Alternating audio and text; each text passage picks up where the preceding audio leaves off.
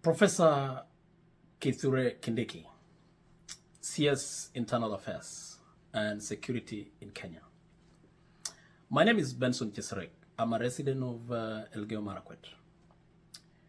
Professor, you came to Elgeyo Marakwet barely 3 weeks ago when we had a catastrophe where 2 girls were killed.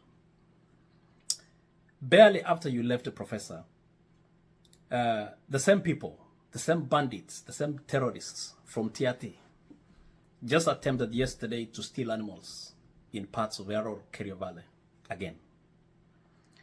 And today, Professor, as you're going to sleep, 3 Marakwet men have been killed. They have been terrorized, and the community is in a real shock whether the government is really going to solve this insecurity in Kerio Valley. And Professor, I know you're a true patriot and you're a real lawyer for human rights. I don't know whether there is any more proof beyond reasonable doubt that the Kerio Valley is being terrorized by internal banditry, by internal terrorism. This has happened, Professor, for a very long time, and it is reaching a breaking point. What we are experiencing in Kerio Valley is what we call domestic terrorism.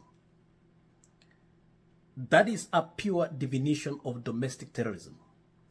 Professor, January 2020, when insurgency affected the American capital, the US president authorized what we call the National Guard, the local military, to secure and protect the capital city from these terrorists and bandits that were trying to destroy the capital of the United States. There was no human life lost. In Kerio Valley, since Kenya Kwanza took over, we cannot even account the number of people that have been lost. It is over 6 months, barely, and we are still losing lives. Professor, I don't know what is the best definition of human rights violation worse than what is happening, the terrorism and the terrorizing of innocent men and women in Kerio Valley. I know you have the willingness to solve this problem. I know you have what it takes. But I think, Professor, it is reaching a point where you have to exert every single force available in the units of military or any security forces in this country. If we can afford to send military to Somalia to bring law and order, if we can afford to send our security forces to go to Congo, we don't even need an act of parliament to send it to Kerio Valley to restore peace and order. I don't know how many lives we need to lose.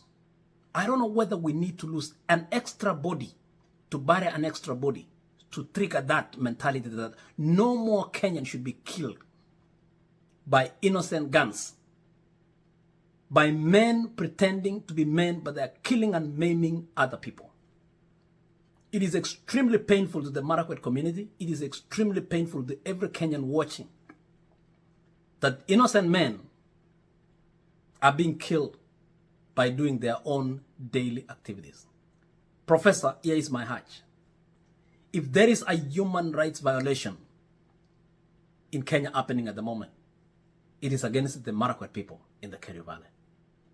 They deserve to live in peace, tranquility, and develop their region without any victimization or any violence whatsoever. Even the United Nations Charter says that. And I'm asking you, Professor, this evening as you go to sleep, I don't know the men and women surrounding you that advise you on these matters of security. I am a security expert myself. I have military rank experience. And if it means using whatever available means to destroy and kill the bandits, go for it. If the financial are in government, go for them. Whatever is happening in Kerio Valley is what we call insurgency. And how to deal with insurgency, you have to neutralize the force, you have to neutralize the perpetrator, and then go for any other available means. There is no more time for negotiations. it is going and destroying the bandits, and then everything can follow. As a son from this region, as a son of Marakwet, I feel so embarrassed and I feel so sad that every week we have to bury someone because of banditry. Thank you, Professor.